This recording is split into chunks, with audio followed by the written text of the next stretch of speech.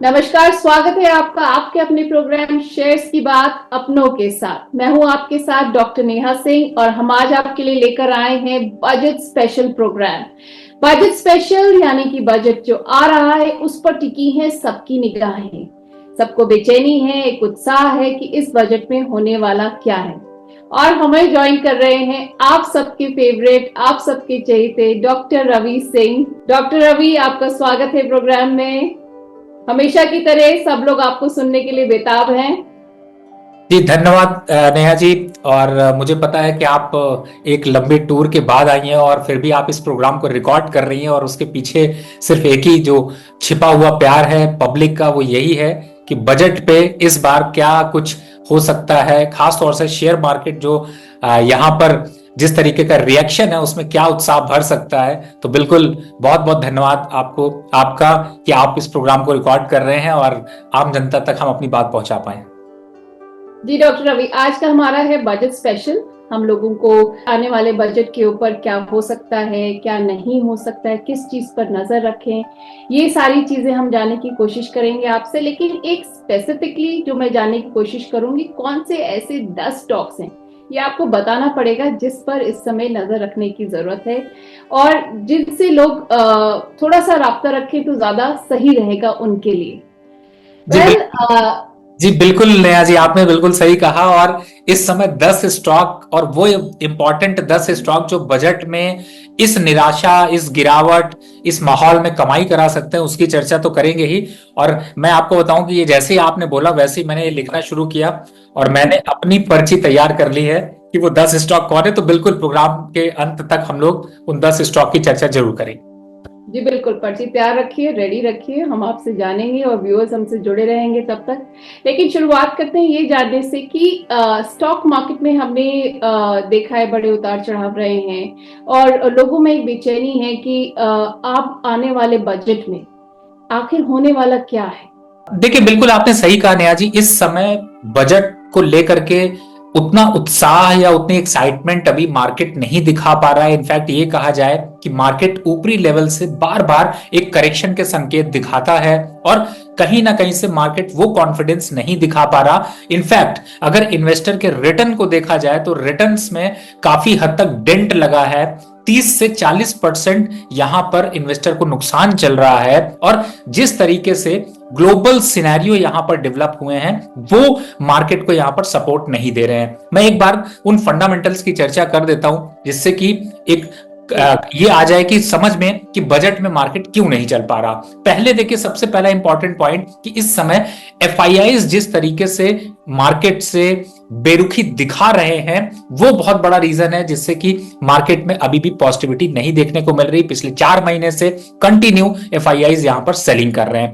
दूसरे रीजन की तरफ जाएं तो जो चाइना की पॉलिसीज हैं वो कहीं ना कहीं से भारत के मार्केट को भी इंपैक्ट कर रही है। प्लस दूसरी तरफ जिस तरीके से यहां पर यूएस का जो रिजल्ट के बाद जब ट्रंप आए और उनकी जो पॉलिसीज हैं, जो उनका सेंटीमेंट है, जो उनके इंटेंशन है, वो कहीं ना कहीं से भारतीय मार्केट के सिनेरियो को खराब करते हुए नजर आ रहे हैं और इसी वजह से एफआईआईज का कॉन्फिडेंस नहीं आ रहा। अब अगर और यहां पर थोड़ा सा डीप और गहराई से समझने की कोशिश करें तो इन्फ्लेशन और जिस तरीके से मंदी का दौर ग्लोबली दिख रहा है वो भी भारत में एक शंकाओं के घेरे में वापस दिखाई देता है। और जो इन सब पे तड़के का काम ये किया कि इस समय जो अब अर्निंग्स आ रही कंपनी की, वो अर्निंग्स मार्केट को सपोर्ट नहीं दे रही हैं। तो अब आप समझ सकती हैं कि यहां पर कई ऐसे रीजन हैं जिनकी वजह से मार्केट गिर रहा है। वो रीजन कौन से हैं? लेकिन यहां पर अब जो सेंटीमेंट पॉजिटिव हो सकता है वो है बजट। और बजट को, सेंटीमेंट को देखें तो मुझे लगता है कि मार्केट की रेंज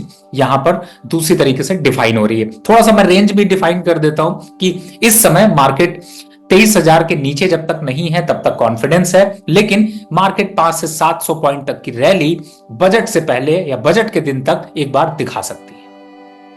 तो ऐसे वक्त में पैसा लगाने से रुक जाना चाहिए, वेट एंड वॉच पॉलिसी होनी चाहिए, बजट से पहले बजट के लिए वेट करें या बाद में, किस तरीके से लोग अपना पैसा लगाएं मार्केट?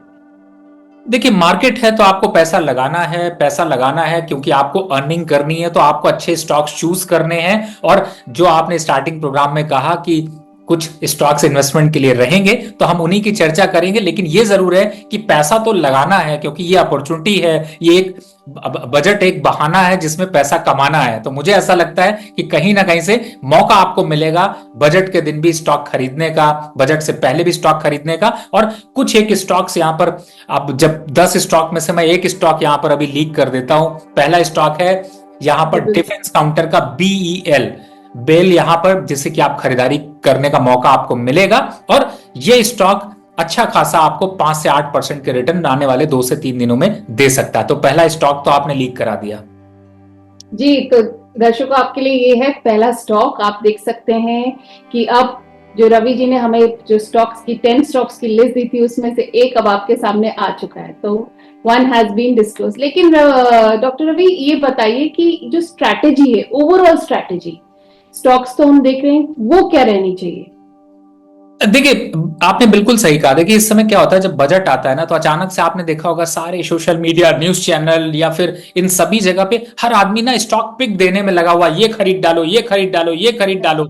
लेकिन मुझे ऐसा लगता है कि आप एक बार मार्केट में सोच समझ कर खरीदारी करें। सोचने समझने का मतलब है सुनिए सबकी, लेकिन करिए अपने मन की जो आपको सेटिस्फाई करे। नंबर 1, अब कैसे करना है? सबसे पहले तो बजट के पूरे सिनेरियो को समझिए कि बजट में क्या पॉजिटिव हो सकता है, किन सेक्टर पे जो है वो गवर्नमेंट का ध्यान हो सकता है, और उन सेक्टर्स के स्टॉक को यहां पर चूज करके उनमें एंट्री करने में ज्यादा समझदारी है। बहुत अग्रेसिव मार्केट में नहीं कूदना, अपनी स्ट्रैटेजी को बहुत शॉर्ट रखिए, बहुत लंबा मत रखिए। ऐसा मत सोचिए कि आपको लॉन्ग टर्म निवेश करने की रणनीति बनानी है। तो मैं आपको बताऊं, ये मार्केट अगले 2 दिन है ही नहीं है आपके लॉन्ग टर्म निवेश के लिए। आपको सिर्फ यहां पर शॉर्ट टर्म और मोमेंटम या बजट की जो ये इवेंट है, इनको प्ले करने के लिए आपको यहां पर एंट्री करनी है, ना कि लॉन्ग टर्म। तो पहला सिंपल है कि आपको इन्वेस्टमेंट स्ट्रैटेजी यहां पर नहीं बनानी, आपको यहां पर ट्रेडिंग और जो आप क्विक प्रॉफिट जिसे आप निकालने की कोशिश करते हैं, उस टाइप की स्ट्रैटेजी अपनानी ज्यादा अच्छी है। डॉक्टर, अभी स्ट्रैटेजी आपने बता दिया, आपने कहा अगले 2 दिन शॉर्ट टर्म के लिए हैं, पर कुछ सेक्टर्स हैं ऐसे जिन पर अभी नजर रखनी चाहिए। देखिए, ये तो सबसे इंपॉर्टेंट है। मैं अगर गवर्नमेंट के पूरे बजट को डिकोड करने की कोशिश करूं, वैसे डिकोड अभी नहीं करना चाहिए, पोस्ट बजट करना चाहिए, जिसकी हम लोग डिस्कशन करेंगे। लेकिन प्री बजट डिकोड नहीं करेंगे तो हम स्टॉक स्पेसिफिक नहीं पकड़ पाएंगे। तो मुझे ऐसा समझ में आता है कि गवर्नमेंट का हर साल एक थीम पे काम चलता है। मैं पिछली थीम की बात करता हूं, तो पिछले साल अगर आपको याद हो नया मैम, तो बजट पे सिर्फ एक थीम की जो थी आपकी AI को लेकर के, आपकी EV को लेकर के, वो थीम पिछली बार रन की गई थी। इस बार मुझे लगता है उसका जो ग्राफ है वो थोड़ा सा चेंज हुआ है, और इस बार बात की जाएगी रिन्यूएबल एनर्जी की, पावर की, क्योंकि उसकी रिक्वायरमेंट यहां पर बढ़ी है। दूसरा, इंफ्रास्ट्रक्चर की। तीसरा, अगर देखें तो जो डिफेंस काउंटर है उनमें तो ऑलरेडी एलोकेशन है, तो वो एलोकेशन गवर्नमेंट यहां पर बजट पे रखेगी। चौथे की तरफ जाएं तो रेलवे काउंटर, जिनमें कि हमेशा फोकस रह सकता है, और जिस हिसाब से अभी महाकुंभ जैसा इवेंट हो रहा है, वहां पर रेलवे को और स्ट्रांग करने की जरूरत है। तो मुझे लगता है वहां पर एक एलोकेशन हो सकती है। तो अगर इस हिसाब से सेक्टर को जाएं तो मुझे लगता है कि ओवरऑल इंफ्रास्ट्रक्चर से लेकर के आपके PSUs, और PSUs में खास तौर से बैंकिंग काउंटर्स, ये ऐसे आपको फोकस रखने चाहिए जिनमें कि गवर्नमेंट का मेजर फोकस हो सकता है, और इनमें अच्छा मोमेंटम देखने को मिल सकता है। FMCG सेक्टर के बारे में क्या कहेंगे डॉक्टर रवि?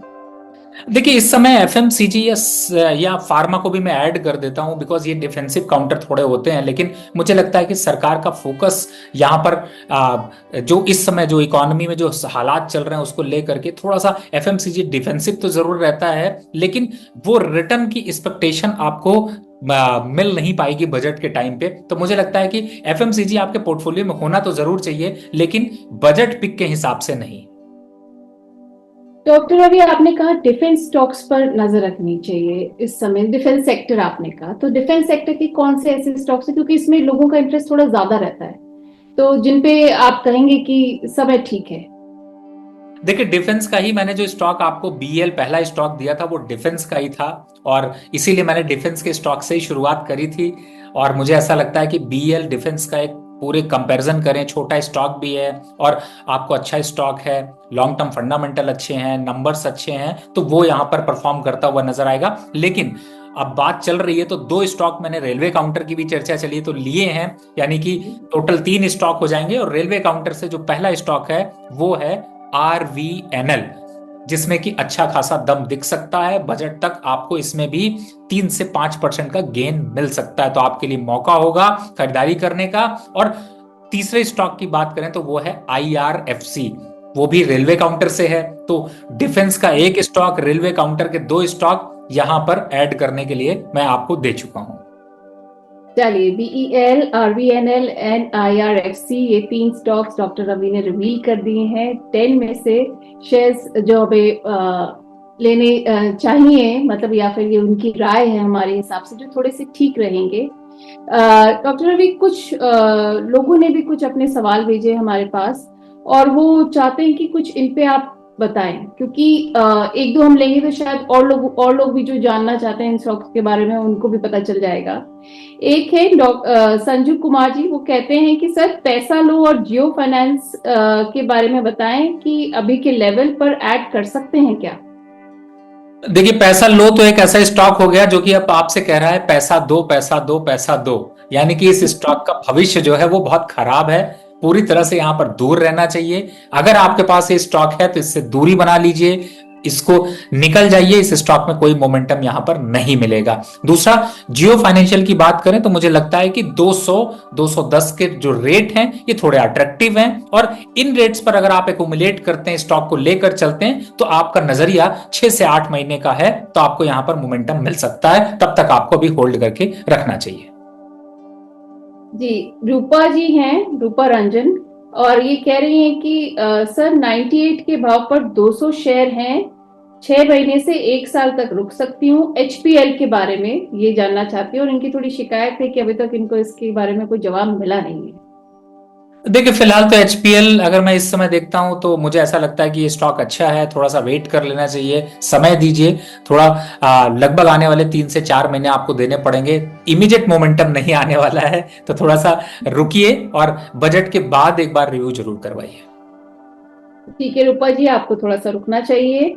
प्रेम है, ये पूछ रहे हैं कि डेल नेटवर्क के 200 शेयर हैं 57 के रेट पर, तो वो पूछना चाह रहे हैं कि क्या देखिए, करें। वैसे ओवरऑल फंडामेंटल अगर देखा जाए तो डेन के काफी पुअर हैं, और इनफैक्ट अब मुझे ऐसा लगता है कि इनका वक्त जाता हुआ सा नजर आ रहा है, OTT चढ़ता हुआ सा नजर आ रहा है। तो इस समय फिलहाल इस स्टॉक से दूरी बना लीजिए, जो पैसा है उसको निकाल लीजिए, दूसरे और स्टॉक्स में यहां पर इन्वेस्टमेंट कर लीजिए, क्योंकि अभी फिलहाल तो इस स्टॉक में कोई मोमेंटम दिखाई नहीं दे रहा। तो प्रेम जी, थोड़ी सी दूरी बनाना ज्यादा सही रहेगा इस समय। अब हमारे पास है सऊदी अरेबिया से एक हमारे उन्होंने भेजा है, अजहर शेख हैं, जो कि जानना चाहते हैं कि उन्होंने विशाल मेगा मार्ट के 180 शेयर्स लिए हैं 108.50 के भाव पर, तो मैं क्या करूं। देखिए, मुझे ऐसा लगता है कि इस समय विशाल मेगा मार्ट को देखें तो थोड़ा सा लोअर साइड पर जरूर है, लेकिन इन लेवल्स पर वेट करना चाहिए। अप साइड टारगेट 120-125 तक के देखने को मिलेंगे, लेकिन इसमें 2-3 महीने का समय अभी और लग सकता है। तो फिलहाल स्टॉक अच्छा है, यहां पर बने रहने की राय होगी। और मुझे ऐसा लगता है कि मैम शायद आप भी कुछ वहां पर घूम कर आई हैं, तो आप भी वहां के बारे में कुछ बता सकती हैं। हाँ, सऊदी तो नहीं घूम के आई हूँ मैं दुबई घूम के आई हूँ, तो मुझे फिलहाल उस बारे में पता नहीं है। खैर, प्रसन्नजीत है, वो इरकॉन के 110 शेयर हैं उनके पास 240 के रेट पर, तो कह रहे हैं कि क्या मैं और ऐड कर सकता हूँ। देखिए, इरकॉन की जगह यहाँ पर IRFC मैंने अभी आपके टॉप पिक जो बजट पिक है उस पे दिया, RVNL दिया, आप उस पे ऐड कर लीजिए, लेकिन इरकॉन पे अभी ऐड मत करिए। इरकॉन पे थोड़ा सा वेट एंड वॉच करिए, बढ़ेगा, लेकिन 2 लोगों की रेस लगाएं तो उसमें IRFC RVNL जीतते हुए नजर आ रहे हैं। ठीक है, IRFC RVNL भी ज्यादा सही है। लक्ष्मी वर्मा है, वो कहती हैं सर कल्याण ज्वेलर्स की बाय है इनकी 585 की, और 15,500 का इन्हें लॉस दिख रहा है, तो क्या करना चाहिए। देखिए मैम, जब कंट्रोवर्सी हो जाए ना तो अपने को दूरी बना लेनी चाहिए। हमेशा मैं यही कहता हूं, कभी भी उस कंट्रोवर्सी में मत फंसिए। अभी ये सेंटिमेंट आपको कल्याण ज्वेलर में कंटिन्यू देखने को मिल रहा है। समझदारी इसी में है कि इन झगड़ों में ना पड़े, एग्जिट हो जाए स्टॉक से। जब सेटलमेंट होगा तब देखेंगे, जो लॉस हुआ वो और बढ़े ना, तो मुझे लगता है कि इन लेवल्स पर एग्जिट होने की जरूरत है। स्टॉक में फंडामेंटल इंपैक्ट काफी निगेटिव देखने को मिल रहा है, तो मुझे लगता है कि एग्जिट होना ज्यादा समझदारी है। ओके डॉक्टर रवि, अब शैली जैन है, वो कह रही हैं, नेहा मैम और डॉक्टर रवि आपको सल्यूट सर जी। आपकी बहुत बड़ी फैन लगती हैं और कह रही हैं कि आप दोनों बहुत बढ़िया काम कर रहे हैं। शुक्रिया बहुत बहुत आपका शैली जी, और ये चाहती हैं कि ये प्रोग्राम ऐसे ही आता रहे। जी बिल्कुल, धन्यवाद आपका, आप लोग का आशीर्वाद बना रहे। डॉक्टर रवि, हमारे को एक मैसेज आया है, आपके एक बहुत बड़े फैन हैं, डॉक्टर रवि सर फैन की ही आईडी है इनकी। कह रहे हैं सर मैं आपका बहुत बिगेस्ट फैन हूं और मुझे आपके शेयर डिस्कशन विद चार्ट बहुत ही यूजफुल लगते हैं। Thank you very much. और मैं वैसे मैं नेहा मैम, मैं आपके सीक्रेट को भी ओपन कर देता हूं। यहाँ पर मैं आप लोगों को, दर्शकों को, सभी को बताना चाहता हूं कि आप इस यूट्यूब चैनल के साथ जुड़े रहिए। नेहा मैम ने इतने प्रोग्राम की लिस्टिंग दी है कि सच बताऊं कि मैंने हाथ जोड़ लिया है। और अब आने वाले समय में 5 नए प्रोग्राम आ रहे हैं, और आप बिलीव करिएगा कि वो प्रोग्राम आपके को दिल से भी अच्छे लगेंगे, आपको प्रॉफिट से भी अच्छे लगेंगे, पैसे से भी अच्छे लगेंगे, और उसमें सारे सवालों के जवाब मिलेंगे। मैं अभी आगे और कुछ नहीं बोलूंगा, बाकी आपको नेहा मैम बताएंगे, लेकिन इन्होंने बहुत बड़ी प्रोग्रामिंग करी है, बहुत तैयारी कर रहे हैं कि आप लोगों को एक ऐसा चैनल पे एक ऐसे प्रोग्राम्स दे पाए जो आपके हर मन की बात को, जो आपके इन्वेस्टमेंट से रिलेटेड हो, उसका सोल्यूशन मिल सके। I am right ma'am? बिल्कुल बिल्कुल सर, हमारी कोशिश है कि हम सबके लिए chart based, discussion based programme regular basis पे लाएं, ताकि हम लोगों की जानकारी जो है वो आपके साथ साझा कर पाए। ये हमारी कोशिश है और I am sure doctor Ravi हमारा साथ देंगे और ये काम होगा। नहीं नहीं, बिल्कुल मैम। मैं बल्कि इनफैक्ट मुझे याद है कि आपने मुझे जो एक नाम बताया था वो ये था कि स्टॉक की बात चार्ट के साथ, तो मुझे लगता है शायद ऐसा कुछ प्रोग्राम होगा जिसे मैं गेस करने की कोशिश कर रहा हूँ। चलिए, वो तो धीरे धीरे ओपन होगा, सीक्रेट हमारा, तो सबको पता चल ही जाएगा। जी। अब हमारे पास है हिमांशु चंडेल जी, जो कहते हैं आईडीएफसी, मॉइल, आईआरबी, गेल, ये सब नेगेटिव हैं इनके लिए। तो सर मैं आपको फॉलो करता हूँ, मुझे प्लीज रेकमेंड करिए इसके ऊपर। देखिए इस समय बिल्कुल आप सही कह रहे हैं, पूरा मार्केट मैंने जैसे पहले बताया। देखिए एक बात को समझिए, जब आप सब लोग अगर एक साइड ही जा रहे हैं, एक साइड का मतलब है अगर सब लोग वेस्ट की तरफ जाना शुरू करेंगे तो कोई ईस्ट नहीं जा पाएगा। इस समय मार्केट कुछ ऐसा ही है, सब निगेटिव स्टॉक हैं, सभी स्टॉक में निगेटिव रिटर्न है। तो आपको अच्छे लोगों को चूज करना है, जो कि जब रेस शुरू हो, दौड़ शुरू हो, तो वो आगे आपको ज्यादा तेजी से ले जा सके। और उसमें अगर जाते हैं तो यही स्टॉक आपका दमखम रखेंगे। इनफैक्ट अगर आज एक नए इन्वेस्टर से पूछा जाए किस स्टॉक को खरीदे, तो वो भी आपको यही स्टॉक्स बताएगा। तो आपके स्टॉक्स अच्छे हैं, वक्त बुरा है, लेकिन वक्त बदलने में देर नहीं लगती। तो मुझे ऐसा लगता है कि थोड़ा सा वक्त दीजिए, वक्त को ही अगर वक्त देंगे तो आपके प्रॉफिट यहां पर बढ़ते हुए नजर आएंगे। तो थोड़ा समय देने की जरूरत है। बाकी हम लोग चर्चा कर रहे थे स्टॉक्स की, 3 स्टॉक्स दिए थे, 2 स्टॉक्स मुझे और याद आते हैं, अगर आप कहती तो मैं जरूर देता हूं। जी जी, 3 हो गए हैं, अब प्लीज और भी पता करिए। तो अगला जो स्टॉक है वो है आईओसी। काफी अच्छे नंबर्स हैं, अच्छी वैल्यूएशन पर मिल रहा है, और यहां पर खरीदारी की राय है। यहां पे 20% अपसाइड होने के चांसेस हैं आने वाले 2 महीने के अंदर। और अगर इमीडिएट देखते हैं तो मुझे लगता है कि 8% की रैली यहां पर 8 से 10% की रैली दिखा सकता है। तो ये एक जीतता हुआ स्टॉक लग रहा है। और चूंकि मैंने बैंकिंग काउंटर की बात की थी, तो जो दूसरा स्टॉक है, यानी 5वां स्टॉक है, वो है एसबीआई। एसबीआई को जरूर फोकस रखिएगा, बजट पे बिल्कुल ये मत समझिएगा, छोड़ के नहीं रखिएगा, बाय करके चलिएगा। इसमें भी आपको 7 से 8% का अपसाइड का मोमेंटम यहां पर मिल सकता है। तो ये 5 स्टॉक हो गए। मैं एक बार रिपीट कर देता हूं, पहला था भेल, दूसरा था आईआरएफसी, तीसरा था आरवीएनएल, चौथा था आईओसी, और जो 5वां है वो है एसबीआई। तो 5 स्टॉक्स अभी और बचे हुए हैं, तो प्रोग्राम में बने रहिए। ये 5 स्टॉक्स हो गए हैं और 5 स्टॉक्स का भी जानना बाकी है। वेल, राहुल काबले हैं हमारे साथ। वो कहते हैं सर मैं आपका बहुत बड़ा फैन हूँ। वैसे ये आईआरएफसी और आईआरबी इंफ्रा के बारे में पूछ रहे हैं, क्या करना चाहिए? देखिए, आईआरएफसी तो मैंने बाइंग पिक में दी है और आईआरबी इंफ्रा भी यहाँ पर अट्रैक्टिव है और 58 रुपए का लक्ष्य अचीव कर सकता है। मुझे लगता है यहाँ पर इंतजार करें, थोड़ा सा समय दें, लेकिन ये स्टॉक्स वैसे भी गवर्नमेंट के इंफ्रास्ट्रक्चर सेक्टर को लेकर के थोड़ा पॉजिटिव और बन सकता है।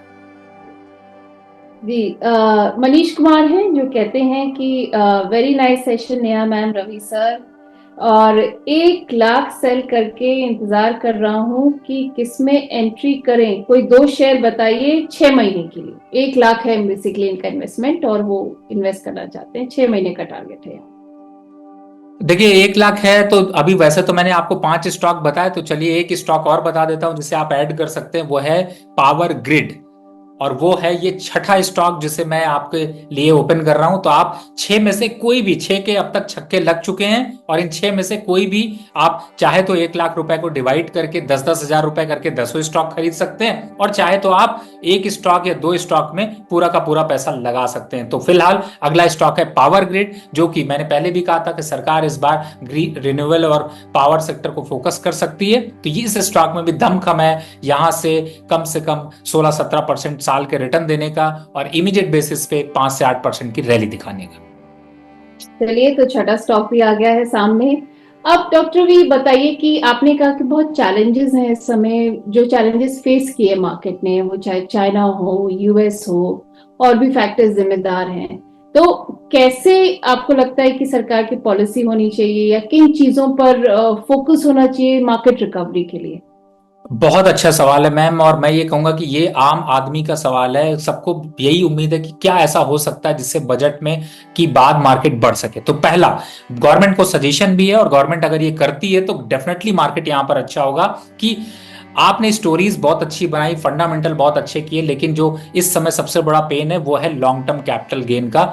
अगर उसको इंक्रीज करने की बात करें तो मार्केट 10% साफ हो जाएगा, लेकिन अगर डिक्रीज करने की बात कर दें तो मार्केट 10% बढ़ भी सकता है। तो यहां पर लॉन्ग टर्म कैपिटल गेन पे थोड़ी सी जो है वो छूट देने की जरूरत है। दूसरा, यहां पर एसटीटी को लेकर के जो सिक्योरिटी ट्रांजेक्शन टैक्स है, हर चीज पे टैक्स लगा हुआ है, सिक्योरिटी ट्रांजेक्शन टैक्स भी बहुत जबरदस्त है, अन्य देशों के कंपेरिजन में भी ज्यादा है। मुझे लगता है यहां पे अगर सरकार थोड़ा सा इसमें कमी देती है तो उससे स्टॉक मार्केट काफी उत्साहित होगा और तेजी से आगे बढ़ेगा। तीसरा है कि जिस तरीके से लिक्विडिटी मार्केट में कम देखने को मिल रही है, यहां पर अगर लिक्विडिटी को लेकर के, बैंकिंग के डिसीजंस को लेकर के गवर्नमेंट कुछ भी पॉजिटिव बोलती है तो उसका इंपैक्ट पॉजिटिव होगा, और जितने नेगेटिव सेंटीमेंट हैं वो बहुत दूर होते हुए नजर आएंगे। तो मुझे लगता है कि ये ऐसे इंपॉर्टेंट फैक्टर हैं जिसको लेकर के गवर्नमेंट की अगर थोड़ी भी अनाउंसमेंट होती है तो उससे मार्केट हतोत्साहित होता हुआ नजर आएगा। जी, डॉक्टर रवि, कुछ और स्टॉक हो जाए। 6 हो गए हैं, अब एक आध और रिवील कर दीजिए। जी बिल्कुल, 6 हो गए हैं। 4 रिवील एक साथ करता हूं। पहला स्टॉक फार्मा सेक्टर से, सातवां स्टॉक फार्मा सेक्टर से सिप्ला, जिसमें कि अच्छा खासा दमखम है।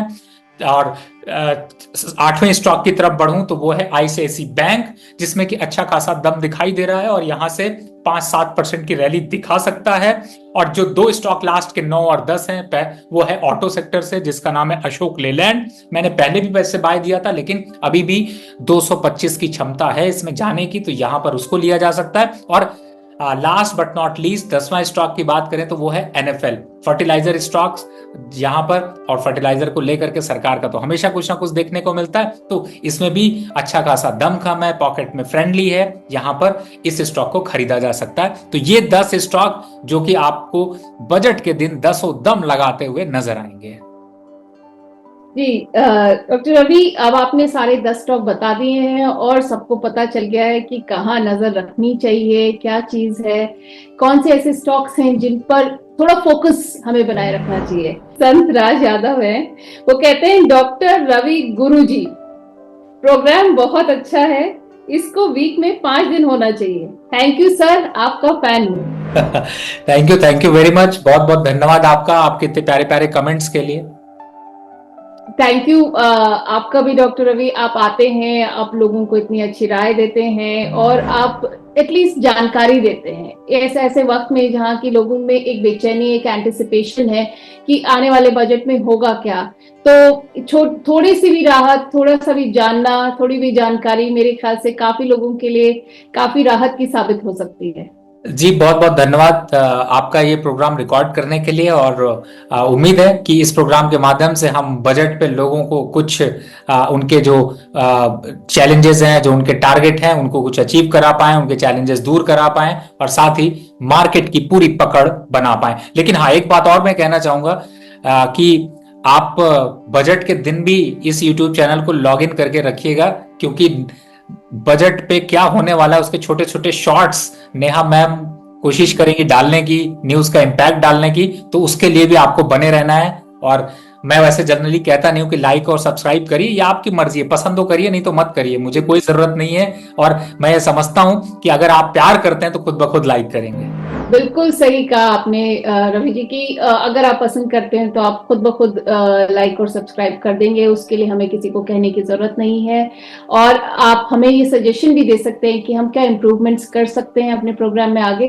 बट ये बजट स्पेशल था, बजट स्पेशल में हम रवि जी को स्पेशली लेकर आए हैं और हमने उनसे जानने की कोशिश करी है कि मार्केट में कौन से सेक्टर्स हैं जिन पे नजर रखनी चाहिए, कौन से स्टॉक्स हैं जिन पे नजर रखनी चाहिए।